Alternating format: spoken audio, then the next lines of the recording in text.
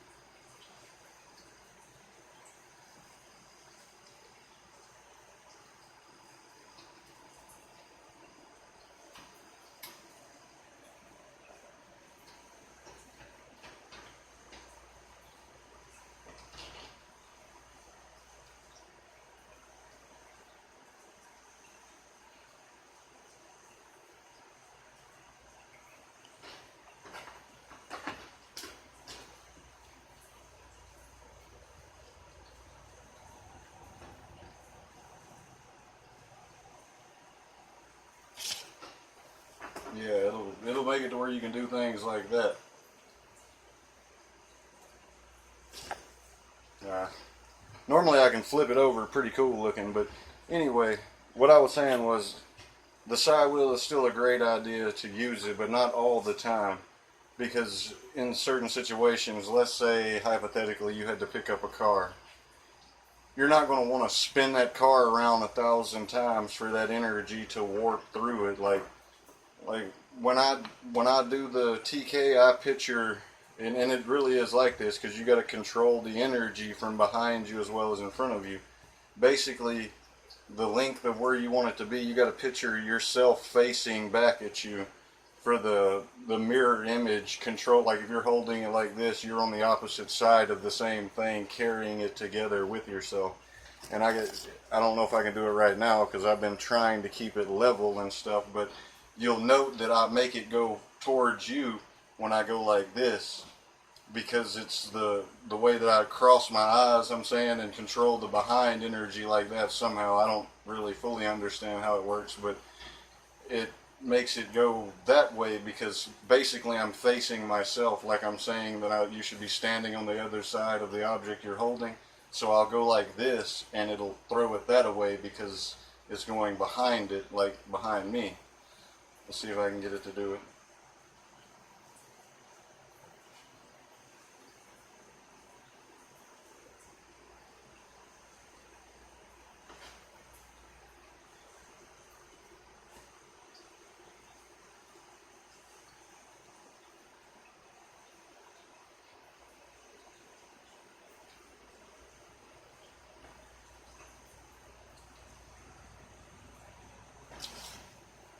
Yeah, it's basically like that. Like eventually you'll figure it out, and I think that it'll even work like if you want it to go forward to you, seemingly you'll think that you're moving backwards, so you'll be moving it backwards, and basically you'll be seeing behind yourself you being the item. You gotta picture yourself as the item. Like I was doing I like to call them movements, and I realized that when I got to the feet part, it starts from the feet, and then the image of the field where it has the circular outline around you. It's like then the feet start going to the head and stuff. And I think that's how you control lift and stuff. Like you can actually push up on your feet from the crown chakra. I know it sounds weird, but I felt it because I was, aligning the feet energy, and I felt it when it connected with the head because it went all the way around the field that goes around it. You can look at the pictures and drawings of it. The human standing there like this right here, and it's got the energy coming out of his crown chakra and circular all the way around him to the feet. And I think that's how that works. I believe that just makes sense when you look at it like that. But I don't know, it really works like that. And I said also focus on the energy at the root chakra, put the side wheel lower. Another important thing.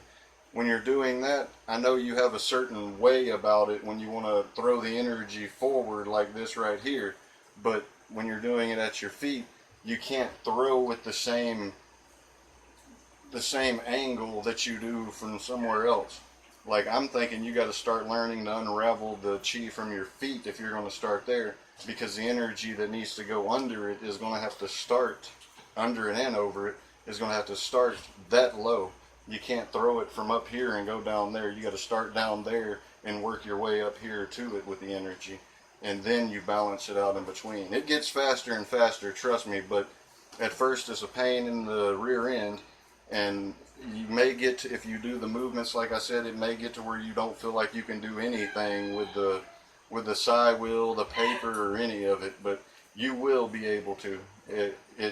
It's because it takes the energy down low, and you got to figure out how to raise it back up to you. Like your vision has everything to do with it. Picture your eyes just like you're looking through binoculars at it, but they're extended to it. You can take those binoculars with the chi from other areas and warp it and bend what you're looking at. And that's basically what it does when you start experimenting with energies throughout.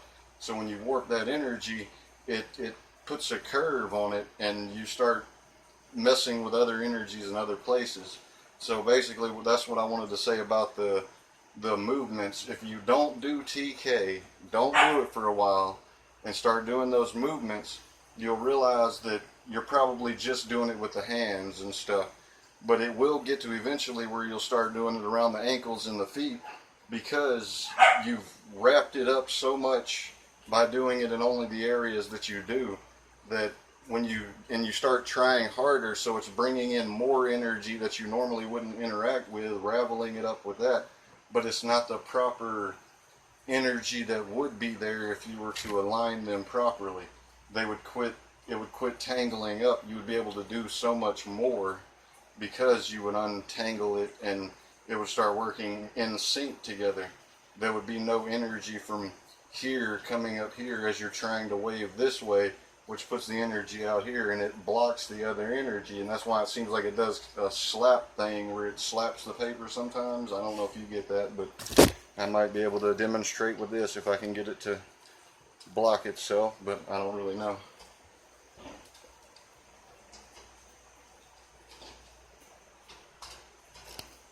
No, well, that might have been kind of a block down low. I was going to make it blast off of there, but you'll see what I'm saying, because it'll want to go up, but the energy up above will be blocking it on the back side, because I haven't figured out how to bring the back side up with it. So the back side, it's always like I'm looking up, and if you think about your sight being all the way through, like I said, when you're looking up front, the back side is looking down. You got to think about that. So you have to learn to adjust the vision for both sets of vision to be going upward. Like, you have to take the push and the pull and make them both go up. And I promise you it does work like that. Everything that I've been doing, everything I've been feeling, that's how I've been doing it. And it really does work. It's making everything work so much better. I can move the paper across flat surfaces while it's laying flat. It doesn't have to have an indication like it used to when I would think it's laying flat, so there's no way I could put my hand under it. I don't have to envision that now. It will move on a flat surface easy. Like I can make a few movements and create a blast. I can pull it off towards me. It works all around. I can do it, take it off from the side if I want to. It's perfect. but it just takes time. Like walking, you don't just start off walking. You crawl and then walk. It's basically like that. You got to learn it from an infant stage and build it up and align it. Like when you first go to walking, you're all wobbly and stuff, but I always think now that the chi controlled everything we've always done. That energy, you had to build it up as an infant. That's why you see them go to lift something and it's more like their elbow goes up, but they can't get their arm to raise whatever they're trying to do. I think it's something like that. The chi, you have to unravel it starting as infants and stuff. That's why they're in the crib crying with their hands balled up. I believe that. Coordination is because of the energy. It is not just because you put your hand in the same motion so many times and that's the only reason. No, the energy controls everything we've always done.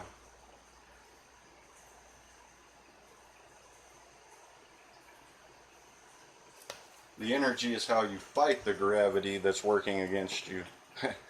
That's the best way to put it right there, I think.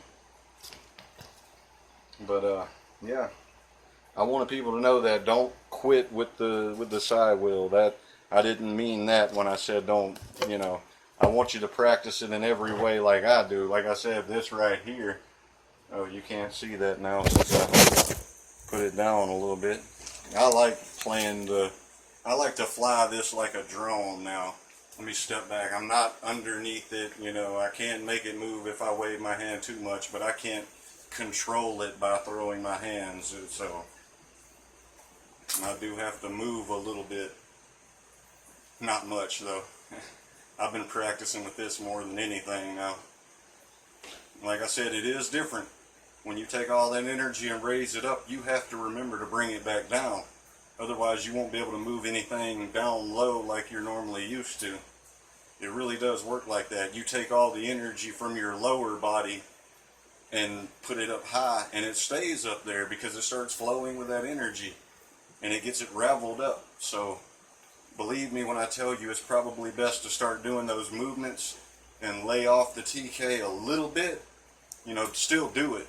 You gotta extend it and work it out from your body as well. But it is best to unravel it with all the kinks that you can and probably have put in it by forcing the chi to go in a direction that you want it instead of a direction that it probably would have chosen to go to keep from getting kinked up. And you will learn those directions. It'll teach you easily, like which way to go, how to make it swing back to you or go away from you.